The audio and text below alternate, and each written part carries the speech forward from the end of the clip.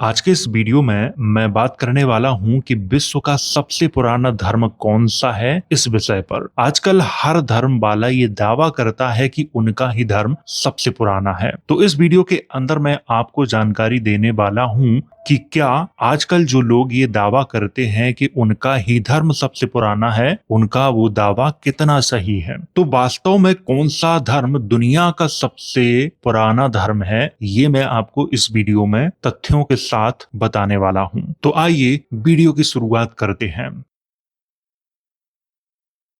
Video की शुरुआत यहाँ से करेंगे समनीय। यहाँ पर मैं आपको जिस किताब को खोलकर दिखा रहा हूँ इसका नाम है अरब और भारत के संबंध। ये आपको ध्यान रखना है। अगर आप इस किताब को पढ़ना चाहते हैं तो इसकी जो लिंक है आपको टेलीग्राम पे मिल जाएगी, तो वहां से मंगवा के इसे आप पढ़ सकते हो। और टेलीग्राम की जो लिंक है वो वीडियो के डिस्क्रिप्शन में दी गई है, तो वहां से आप टेलीग्राम तक पहुंच सकते हो। तो इस बुक में समनीय नाम से एक अध्याय है, वहां से मैं इसकी शुरुआत कर रहा हूं। लिखा है अभी ऊपर समनीय धर्म का वर्णन आया है। वहां कहा गया था कि अरब लोग बौद्धों को समनीय कहते थे। यहाँ पर बौद्धों को समनीय कहते थे कौन? अरब लोग। मैं आपको बता दूं कि बौद्धों के बहुत सारे नाम हैं। मैंने बेबीलोनिया का इतिहास पढ़ा, वहां इनका नाम कुछ अलग है। असीरिया का इतिहास मैंने पढ़ा, वहां इनका नाम कुछ अलग है। मिस्र में इनका नाम कुछ अलग है। रोमन साम्राज्य के बारे में जब मैंने पढ़ा तो वहां इनका नाम कुछ अलग है। चीनियों के इतिहास में इनका नाम कुछ अलग है।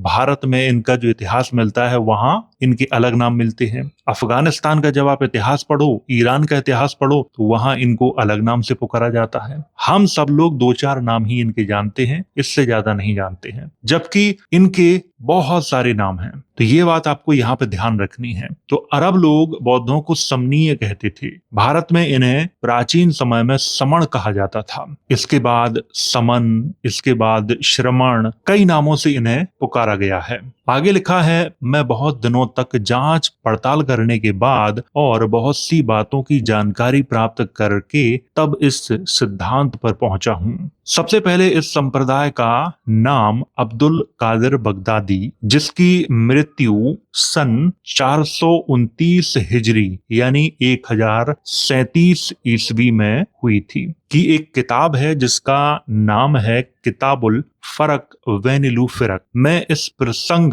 में दिखलाई दिया कि इस्लाम के मोतजिला नामक बुद्धिमान संप्रदाय के निजाम नाम के एक बड़े इमाम पर उसने यह झूठा अभियोग लगाया है कि उसने नबी को ना मानने का सिद्धांत ब्राह्मणों से सीखा है, और यह सिद्धांत समनीय से सीखा है कि इस बात का कभी निर्णय नहीं हो सकता कि सत्य क्या है और मिथ्य क्या है, क्योंकि दोनों ही पक्षों में बहुत बलवान तर्क होते हैं। फिर मुर्तजा जैदी की किताबुल मोतजिला नामक पुस्तक में पढ़ा, भारत के समनीय ने हारून रशीद के पास इस्लाम पर यह आपत्ति कहला भेजी। इस वाक्य से मेरा ध्यान इस बात पर गया कि इस संप्रदाय का संबंध भारत से है। इसके बाद सिंध के संबंध की बातों की जांच करते समय समनीय शब्द अनेक बार मिला। मैंने यह भी देखा कि प्रोफेसर मूलर आदि के आधार पर इलियट साहब लिखते हैं कि इस शब्द से बौद्ध मत वालों का अभिप्राय है, और इस शब्द का मूल संस्कृत रूप श्रमण है। यहाँ पर मैं आपको बता देता हूँ, मूल जो शब्द यहाँ पे लिखा है वो श्रमण नहीं है। श्रमण बहुत बाद का शब्द है, समण है।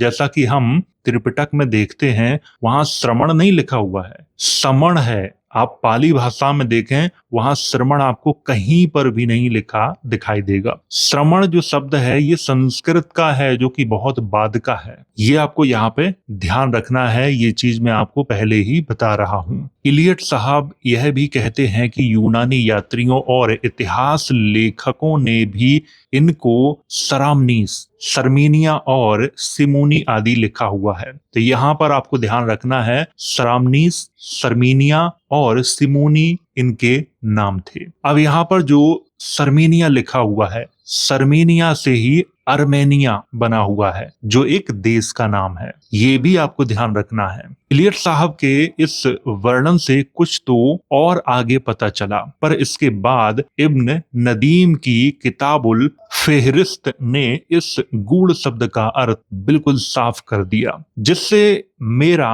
पूरा संतोष हो गया और मुझे यह भी पता चल गया कि यूनानियों में यह नाम किस प्रकार आया है। यहाँ पर आपको ये भी मैं बता देता हूं कि ये जो विवरण है वो 9वीं 10वीं शताब्दी के आसपास की बात हो रही है, ये प्राचीन समय की बात नहीं हो रही है, तो ये भी आपको ध्यान रखना है। अब यहाँ पे ये समनियों की जांच करते हैं, तो समनियों की जांच करते समय इन्हें क्या मिला?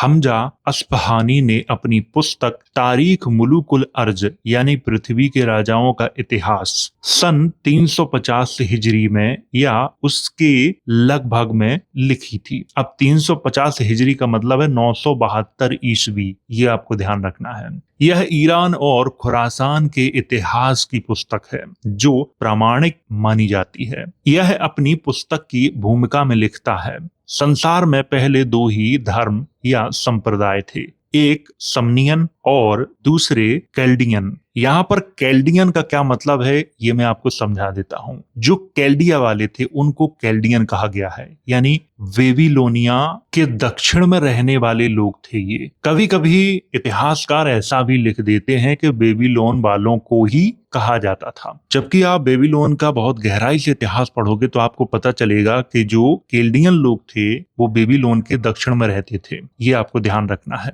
तो दुनिया के सबसे जो पुराने जो धर्म थे वो दो ही थे, एक समनों का था, दूसरा केल्डियन का था। अब केल्डियन और समन में क्या संबंध है ये मैं आपको अभी बता देता हूं। केल्डियन लोगों ने जो अपनी सभ्यता का निर्माण किया था या उनकी सभ्यता का जो उदय हुआ था वो समनियों से ही हुआ था, और इस हिसाब से जो समनीय है दुनिया का सबसे पुराना धर्म इन्हीं का माना जाता है। आप इसको समन परंपरा भी कह सकते हो, जो कि पूरे विश्व में फैली हुई थी। लेकिन इन समन परंपरा वालों के हर जगह पे नाम अलग अलग मिलते हैं, इसीलिए लोग समझ नहीं पाते हैं कि ये कौन थे। इनके हर जगह पर अलग अलग रीति रिवाज भी मिलते हैं। इस बात से ये भी पता चलता है कि बौद्ध साहित्य में जो गौतम बुद्ध से 27 बुद्ध पहले हुए थे उनका भी इतिहास सही है, झूठा नहीं है। उनमें से काफी जो बुद्ध हैं उनके ऐतिहासिक प्रमाण भी मौजूद हैं, पर इस बात को भारतीय इतिहासकार नजरअंदाज कर देते हैं, क्योंकि उन्हें पता है कि अगर बौद्धों का पुराना इतिहास आ गया तो उनका जो वजूद है वो खत्म हो जाएगा। आपको पता है कि हड़प्पा जो सभ्यता है उसकी लिपि आज तक क्यों नहीं पढ़ी जा सकी? दुनिया की सभी सभ्यताओं की लिपियों को पढ़ा जा चुका है, लेकिन हमारे यहाँ की जो सभ्यता है हड़प्पा, उसको नहीं पढ़ा गया। उसकी लिपियों पे लोगों ने, इतिहासकारों ने, विद्वानों ने ध्यान ही नहीं दिया। अंग्रेज जितना हमको देके गए हैं हम उतने पे ही आज लटके हुए हैं। अंग्रेजों के बाद जब सत्ता भारतीयों के हाथ में आई, इसके बाद इतिहास के नाम पर सिर्फ लोगों को मूर्ख बनाया गया है। किसी भी राजा के कोई नए अभिलेखों की खोज ज्यादा नहीं की गई, बहुत नाम मात्र की गई। इसीलिए भारत का जो सही इतिहास है वो लोगों के सामने अभी तक आया ही नहीं है। खैर आगे बात करते हैं और आपको बताते हैं कि इस बुक में और क्या लिखा है। समनियन लोग पूर्वी देशों में थे, उनमें से कुछ बचे हुए लोग अब भी भारत में कहीं कहीं और चीन में हैं। खुरासान वाले इनको बहुवचन के रूप में समनान और एक वचन के रूप में समन कहते हैं। अब यहाँ पर खुरासान नाम आया है तो ये किस प्रदेश को प्राचीन समय में कहा जाता था? आज का जो अफगानिस्तान है, तुर्कमेनिस्तान है, उज्बेकिस्तान है, ताजिकिस्तान है और पूर्वी जो ईरान है, इनके बहुत बड़े हिस्से को कहा जाता था। और उस पूरे खुरासान में प्राचीन समय में इन्हीं बौद्धों का कब्जा था। आगे लिखा है, इससे यह पता चल गया कि अरबों ने बौद्धों का यह नाम खुरासानियों से सुना और वहीं उनमें चल गया, यानी वही नाम अरबों ने अपना लिया। इस्फहानी के इस वर्णन के साथ इब्न नदीम का नीचे लिखा वर्णन मिलाना चाहिए, जिसमें बहुत सी जानने योग्य बातें भरी हैं। तारीख मुलुकुल अर्ज पृष्ठ संख्या है 7। मैंने एक खुरासानी के हाथ का लिखा हुआ लेख पढ़ा था जिसने खुरासान के पुराने समय की और फिर अपने समय की बहुत सी बातें लिखी थीं। यह एक नियमावली के रूप में था। उसमें लिखा था कि ये समनीय के पैगंबर का नाम बोझ आसफ था। यहाँ पर बोझ आसफ जो लिखा हुआ है ये गौतम बुद्ध को कहा जाता था, ये भी आपको ध्यान रखना है। और पुराने समय में इस्लाम से पहले ट्रांस काकेसिया के लोग इसी धर्म के अनुयायी थे। ट्रांस काकेसिया का जो नाम आया है इसमें आज का जॉर्जिया, अजरबैजान, अर्मीनिया इतने बड़े क्षेत्र में ये फैला हुआ था। विशाल क्षेत्र का नाम था ट्रांस काकेसिया। आप गूगल पे इसके बारे में सर्च भी कर सकते हो। तो इस्लाम से पहले वहां का भी धर्म बौद्ध ही था। समनीय शब्द संस्कृत के समन से निकला है। मैं आपको यहाँ पे बता देता हूँ कि अनुवादकार ने यहाँ पे थोड़ी सी गलती की है।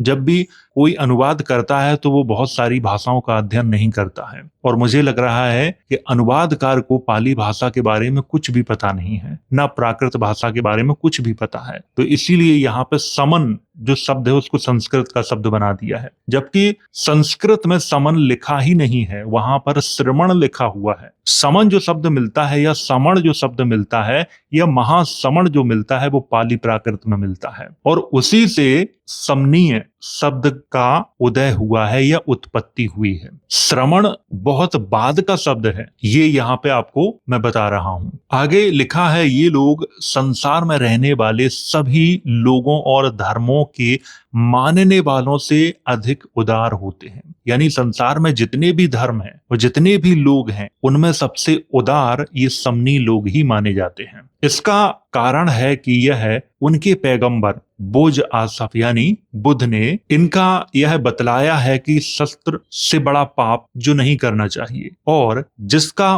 मनुष्य को कभी विश्वास नहीं रखना चाहिए, यह है कि काई अपने मुंह से नहीं ना कहे। यहाँ पर मुझे लगता है कि जो अनुवादकार हैं उनसे थोड़ी सी गलती हो गई है और यहाँ पे उन्होंने अनुवाद ठीक से नहीं कर पाया है। वो स्पष्टता यहाँ पे क्या कहना चाहते हैं इसको मैं अगर अपने शब्दों में कहूंगा तो लोग ये कहेंगे कि आप अपने शब्दों से यहाँ पे इस चीज को बता रहे हो। तो इसलिए जो लिखा है, जैसा लिखा है किताब में, मैं किताब ही आपको खोल के दिखा रहा हूँ सीधा। अब इसमें मैं कुछ सुधार तो कर नहीं सकता क्योंकि मैंने इस किताब का अनुवाद नहीं किया है, तो ये चीज आपको यहाँ पे ध्यान रखनी है। लेकिन इनका जो मतलब है वो मैं समझ गया कि क्या कहना चाहते हैं। ये कहना चाहते हैं कि नहीं शब्द समनों को बहुत ध्यान रखना चाहिए। अगर आपसे कोई चीज कुछ मांगता है या कहता है तो नहीं शब्द का प्रयोग नहीं करना चाहिए। जैसे अगर कोई कहे कि आप मेरी मदद कर दो तो ना नहीं कहना है, क्योंकि जो नहीं शब्द है वो अच्छा नहीं है और उसी उपदेश पे ये लोग चलते हैं।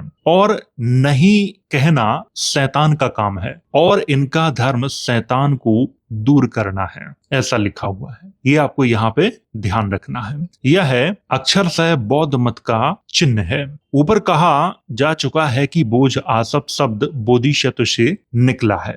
यहाँ पर मैं आपको एक बात और बता देता हूँ जो कि बहुत ही महत्वपूर्ण है। ये 9वीं 10वीं 11वीं सदी की बात चल रही है, तो इस्लाम वालों को जो जो उस समय सुनने को मिला उन्होंने वो इसमें लिखा हुआ है। इन्होंने बौद्ध धर्म का अध्ययन नहीं किया था, इसीलिए काफी जो शब्द हैं वो बिल्कुल अलग तरीके से लिखे हुए हैं। इसीलिए यहाँ पे बोझ आसफ शब्द बोधिशत्व से निकला है ये लिखा है। लोग यह भी जानते हैं कि इस्लाम से पहले मध्य एशिया का धर्म बौद्ध था। आगे लिखा है इस वर्णन को पढ़ने के बाद इस बात में कोई संदेह नहीं रह जाता है कि समनीय और बौद्ध दोनों एक हैं। अब यहाँ पर समनियों के सिद्धांत की बात आई है कि इनके सिद्धांत थे वो क्या थे। उनके बारे में अब्दुल कादिर बगदादी सन 429 हिजरी यानी 1037 ईस्वी ने प्रसंगवश समनीय के एक सिद्धांत का वर्णन किया है जिसको अरबी भाषा में तकाफउ अदिल्ला कहते हैं और जो एक प्रकार से लाइदया अग्रास्टिक संप्रदाय के सिद्धांत से मिलता जुलता है। इस सिद्धांत का मतलब यह है कि संसार में सत्य और मिथ्या दोनों इस प्रकार मिले जुले हैं कि हर एक वस्तु के अस्ति और नास्ति यानी हाँ और नहीं दोनों अंग हो सकते हैं, और दोनों में से ना तो किसी को गलत कह सकते हैं और ना ठीक कह सकते हैं। इसमें संदेह नहीं है कि यह सिद्धांत बुद्ध के कुछ उपदेशों में है, पर सबसे बढ़कर स्पष्ट रूप से यह जैनियों के यहाँ मिलता है। यहाँ पर कहने का मतलब ये है कि कुछ बातें ऐसी हैं जिनका हाँ या ना दोनों मतलब हो सकता है, और इस बात का जो उल्लेख है वो बुद्ध के उपदेशों में भी दिखाई देता है और जैनों में भी दिखाई देता है। अब जैनों और बौद्धों की कुछ बातें बिल्कुल समान हैं, इसीलिए कुछ लोग ऐसा समझते हैं और कुछ बच्चे लोग भी ऐसा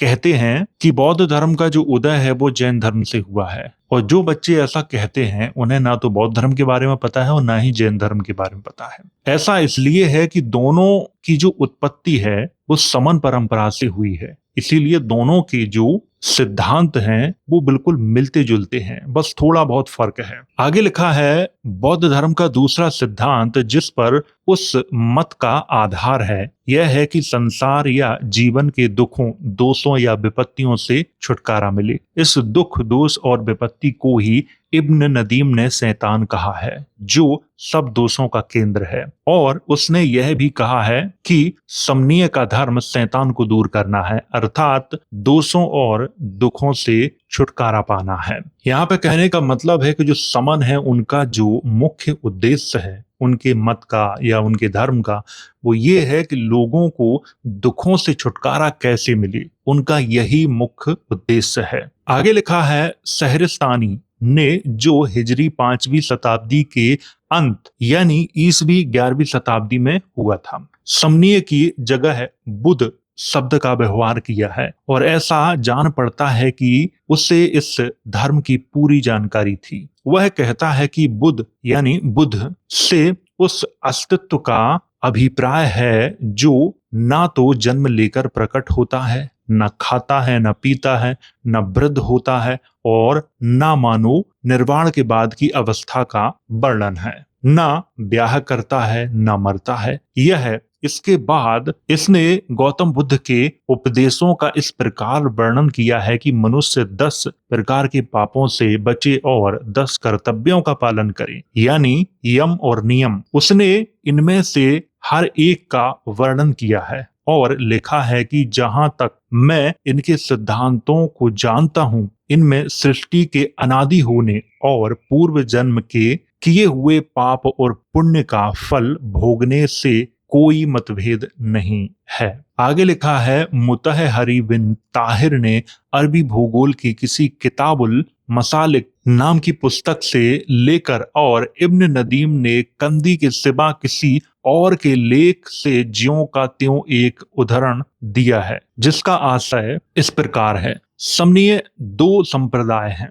एक तो वह है जिसका यह विश्वास है कि बुद्ध ईश्वर का पैगंबर था, और दूसरे लोगों का यह विश्वास है कि बुद्ध स्वयं ईश्वर था जो अवतार लेकर इस संसार में प्रकट हुआ। वास्तव में इसका अभिप्राय उस मतभेद से है कि बौद्ध मत में ईश्वर का अस्तित्व है या नहीं। इस मत का एक संप्रदाय ईश्वर के नाम से किसी का अस्तित्व नहीं मानता है और दूसरा ईश्वर का अस्तित्व मानता है। मुझे लग रहा है यहाँ पर हीयान और महायान की बात हो रही है कि हीयान में ईश्वर की मान्यता नहीं है, महायान में ईश्वर की मान्यता है, लेकिन कहीं कहीं महायान वाले भी ईश्वर को नहीं मानते हैं। ये भी आपको ध्यान रखना है। हर देशों में जो महायान है वो थोड़ा थोड़ा अलग अलग रूप में है, और भारत में जो महायान है उसका तो पूछो ही मत। तो बुद्ध के धम्म में जो 2 संप्रदाय हैं उनकी यहाँ पे चर्चा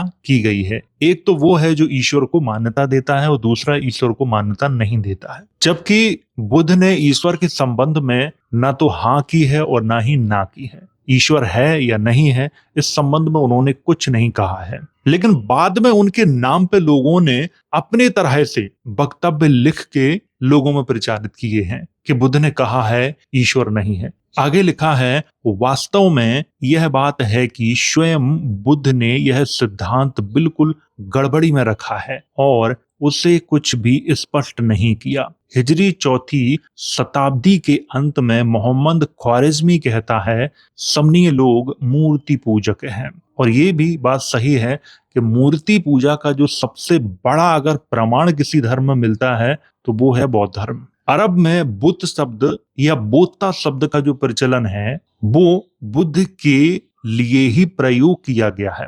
वे लंका वाले प्रसिद्ध चरण चिन्ह और पुनर्जन्म को मानते हैं और यह भी मानते हैं कि पृथ्वी सदा नीचे की ओर जा रही है। उनके पैगंबर का नाम बोझ आसफ है जिसका भारत में ही जन्म हुआ था। ये लोग भारत और चीन में बसते हैं। कैल्डियन लोग भी अपना संबंध इसी से बतलाते हैं। यहाँ पर वो बात स्पष्ट रूप से आ गई कि जो कैल्डियन जो लोगों का जो उदय है वो कहाँ से हुआ है, वो समन से हुआ है, इन समनियों से हुआ है। ये आपको ध्यान रखना है। और कैल्डियन के बारे में अगर आप जानना चाहते हैं तो मैं कभी एक वीडियो बनाऊंगा इनके ऊपर, तब आपको इनके बारे में समझाऊंगा। थोड़ी सी यहाँ पे इनके बारे में मैं जानकारी आपको दे देता हूँ। ऐसा इतिहासकार लिखते हैं कि कैल्डियन जो सभ्यता के जो निर्माता थे वो अरेमियन जाति के लोग थे। असीरिया में इन्हें कल्दू कहा जाता था, बेबीलोनियन में इन्हें कस्टू कहा जाता था और हिब्रू में इन्हें कसदिम कहा जाता था। ये बेबीलोन के दक्षिण में रहते थे और बेबीलोनियन सभ्यता का जो तीसरा और चौथा चरण था उसके निर्माता इन्हें ही माना जाता है, कैल्डियन लोगों को। इसी कारण नव बेबीलोनियन सभ्यता के निर्माता ये लोग कहलाते हैं। और बेबीलोनियन सभ्यता के पतन के बाद ये लोग रोमन साम्राज्य में चले गए थे और वहां पर ये लोग ज्योतिष का काम करने लगे थे और सप्ताह को 7 दिनों में बांटने का जो काम है वो कैल्डियन लोगों ने ही किया था। और कैल्डियन लोगों ने ये कहां से सीखा था? इन समनियों से सीखा था। ये बात भी आपको ध्यान रखनी है। तो ये थोड़ी सी जानकारी है कैल्डियन लोगों के बारे में। मैं बाद में कभी वीडियो बनाऊंगा तब विस्तार से इनके बारे में आपको जानकारी दूंगा। बस आपको यहाँ पे इतना ही ध्यान रखना है कि इन कैल्डियन लोगों की जो उत्पत्ति है इन समनियों से हुई है। और समनियन जो धर्म है दुनिया का सबसे पुराना धर्म माना जाता है। यहूदियों के बारे में अगर हम पढ़ें तो यहूदी भी इसी धर्म का अनुसरण करते थे। अभी कुछ समय के बाद मैं एक वीडियो लाने वाला हूं जिसमें मैं बहुत ही अच्छी जानकारी देने वाला हूं यहूदी धर्म के बारे में। यहूदी लोग खुद ही इन समनियों से ज्ञान प्राप्त करने के लिए तक्षशिला और कश्मीर में आते थे। आगे लिखा है प्रसिद्ध अरब इतिहास लेखक और यात्री मसूदी चीन के संबंध में लिखता है, इनका धर्म पहले लोगों का धर्म है और यह एक मत है जिसका नाम समनीय है। इनकी पूजा का ढंग वही है जो इस्लाम से पहले कुरैश का था। यहाँ पर आपको एक शब्द दिखाई दे रहा होगा, कुरैश। ये कुरैश के बारे में इस्लामी लोग बहुत अच्छे से जानते हैं। अब यहाँ पर जो मसूदी है वो ये लिखता है कि जो समनीय हैं उनके जो पूजा करने का जो ढंग है, उनकी जो पूजा पद्धति है वो ठीक वैसी ही है जैसी कुरैश लोगों की है। अब ये कुरैश लोग कौन थे? ये अरब व्यापारियों का एक कबीला था जो इस्लाम से पहले मक्का और मदीना पे इनका पूरा कब्जा था, इन कुरैश लोगों का। उन कुरैश लोगों की तरह ही इन समनियों के पूजा पाठ का जो ढंग था वो बिल्कुल सेम था। अब इसका कारण क्यों है?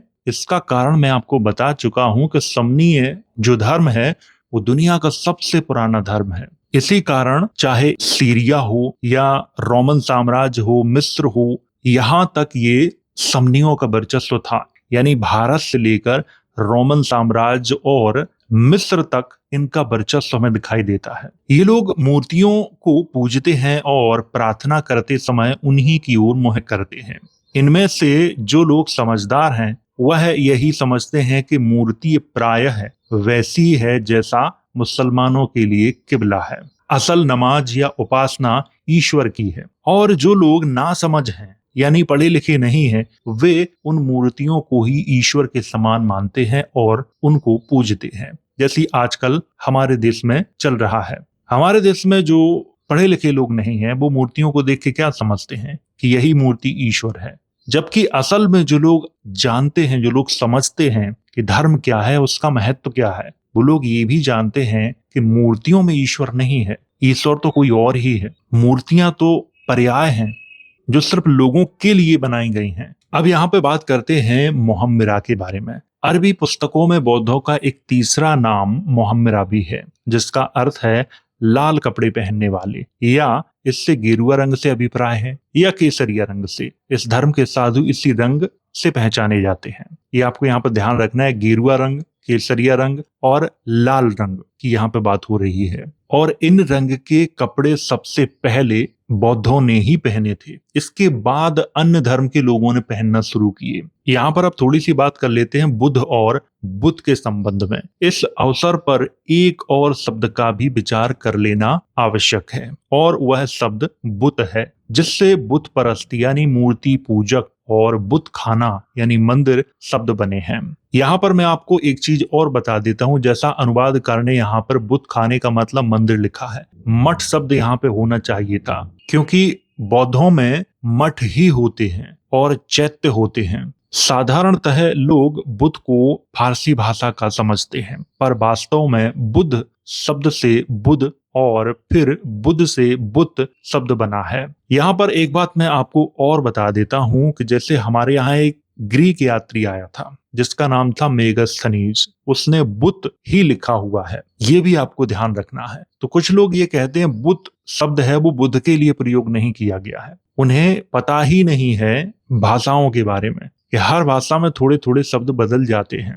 बुद्ध को बैक्ट्रियन भाषा में बोडो कहा गया है, बोडो। अब कुछ लोग ये कहेंगे नहीं बोडो अलग है बुद्ध अलग है, बिल्कुल नहीं है। जैसे कुषाणों के बारे में जब हम पढ़ते हैं तो साकेत को उन्होंने जागेदो लिखा हुआ है, तो ये भाषा का अंतर है, इसे भी हमें समझना है। तो इतना आप समझ गए हो, बुद्ध की मूर्ति की पूजा हुआ करती थी, इसलिए फारसी में बुद्ध शब्द का अर्थ ही बुत या मूर्ति हो गया। फारसी में भी इसका अर्थ यही है, इसीलिए अरबी में इस बुत को बुद्ध कहते हैं और इसका बहुवचन रूप बुदू है होता है। तो ये थी जानकारी समनियों के बारे में, जो बौद्धों का ही एक प्राचीन नाम है। और आपको ये भी पता चल गया होगा कि शमन परंपरा दुनिया की सबसे पुरानी परंपरा है। यहूदी भी इन समनों से ही ज्ञान प्राप्त करते थे और उसके लिए वो तक्षशिला और कश्मीर में आते थे, और 2 प्रसिद्ध यहूदियों की मृत्यु भी